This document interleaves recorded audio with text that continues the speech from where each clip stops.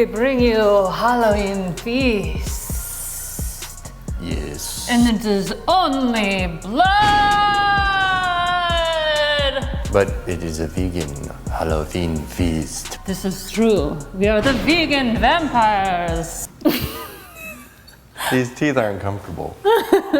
Would you like to know how to make very many Halloween treats? As a vampire, I most often suck the blood. This is vegetable juice. We usually suck the blood. But we are vegan vampires, and this is indeed V8.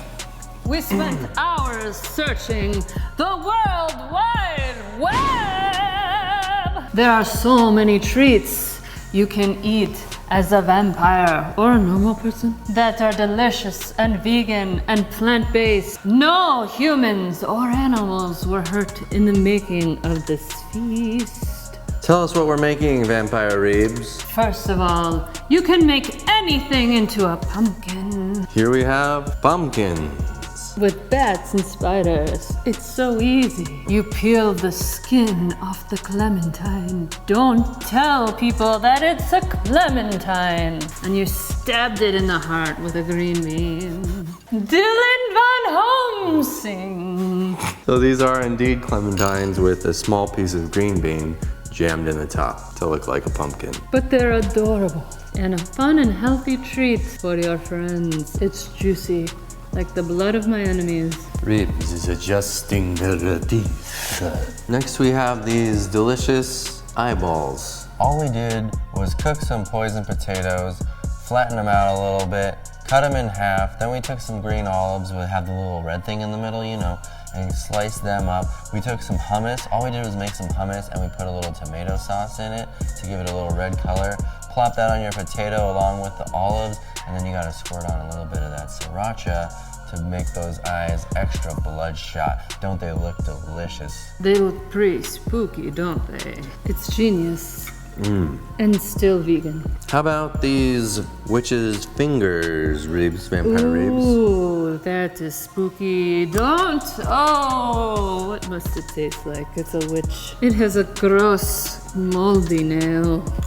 How did you get the spooky witch's fingers? It was tough to hold her down, let me tell ya. I know what you did. You took the cleaver and you just chop and chop. If you don't have a real witch available, however, you can use carrots. Just cut your carrots into a nice big fat finger shape, throw on a little dip along with a sliced almond as a fingernail, and you have some disgusting fungal looking witch fingers. Don't forget your spider. Dylan Von Homsing, this is such a beautiful spider web. How did you create such a beautiful spider web? I believe it was you that created this spider web. Oh, my memory is not so good for a vampire. Just take some plain, unsweetened yogurt and swirl it round and around your black bean dip to make a spooky spider web. And don't forget the scary spiders. Tell me about these crackers. These are tortilla chips with the cookie cutter. Grab your favorite corn tortillas and pick up some of these handy spooky cookie cutters and just put a little stack of tortillas together, press them through, and you've got the scariest chips you ever did see. Line them up on your cookie sheet, throw them in the oven at 350 for a few minutes, and you should be spooky chips.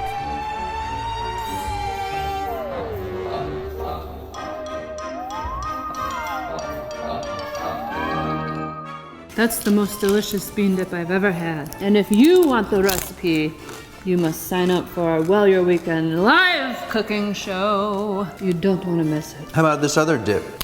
Vampire Reebs, what do we have here? Oh, gross. There's something wrong with this pumpkin because he just puked all over. This is our curried peas dip. I do believe we've featured this dip on the Well Your Weekend cooking show as well. You take that pumpkin and stab it and cleaver it over and over, cutting out all of the guts and scooping them for later. Be careful, don't stab yourself, or someone will come and drink your blood. Once that mouth is out, then you can use a Sharpie and color on some distressed eyeballs. Yes, feed that pumpkin its pukey pumpkin dip and get it on there, really slap it on there. Add some spooky chips And don't forget a spooky spider. Yum. Tell us a bit more about the Franken-toast that you made for us, Vampire Reeves. Our very best friend, Frankenstein's monster. We decided to create his likeness. I never thought to put a nori on avocado toast, but it's something I might do more often. It was pretty good. Start by toasting your bread. Slice up some olives. Take a nori and do a zigzaggy shape at the top, and then spread your guacamole on the toast. Add that nori hair, those olive eyeballs, and a little pepper for a mouth. It is Frankenstein. What have you done to this poor skeleton? His guts have leaked all over, and there's nothing left of him except edible little bits. This looks a lot like a carrot, but I think it's part of his large intestine. First, find yourself a very dead skeleton. Fill a serving platter with your favorite poisonous chili. Throw in the skeleton and it'll look like he's bathing in his own insides. How about these delicious looking, these goblin mouths? Ooh, a goblin mouth. Let's try one on for size. What do you think? I think it looks great on you. Thank you. Just take the apple and slice on one side, then the other. Throw that core away. Slice it in half again, and remove a little sliver for a mouth. Then take some oopy goopy peanut butter right on the inside and add those pine nut teeth. Spooky. And believe me, they are delicious. Do let us know what you think of these delicious Halloween treats. We hope you'll try them. They're very easy and simple, delicious and spooky. Very spooky. Thanks for watching. Bye.